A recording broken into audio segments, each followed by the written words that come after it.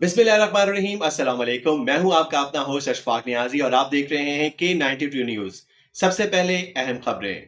कराची से chief sports reporter Mohammad Rayyan Akram की report के मुताबिक 7 रोज़ तक जारी रहने वाला all Karachi ranking table tennis tournament 2026 की रंगारंग इख्तितामी और तकरीब तकसीम इनामात सिंध स्पोर्ट्स कॉम्प्लेक्स नाजिमाबाद में मुनक़िद हुई, जिसे आलीशान टेबल टेनिस क्लब ने कराची टेबल टेनिस एसोसिएशन और सिंध टेबल टेनिस एसोसिएशन के इश्तराक से कामयाबी से मुनक़िद किया। मर्दों के सिंगल्स फाइनल में मोहम्मद अब्बास ने उम्दा खेल का मुजाहरा करते हुए अरहम बिन फरुख को 3-1 से शिकस्त देकर टाइटल अपने नाम किया, जबकि खवातीन के सिंगल मुकाबले में हरीम अनवर ने सारा दानिश को 3-1 से शिकस्त देकर फतह हासिल की।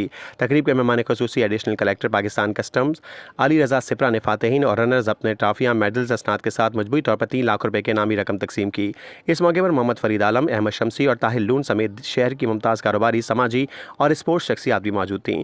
तकरीब में कौमी और बैनुल अक़वामी खिलाड़ियों, खेलों से वाबस्ता शख्सियात, शायकीन स्पोर्ट्स और प्रिंट और इलेक्ट्रॉनिक मीडिया नुमाइंदगान की बड़ी तादाद ने शिरकत की।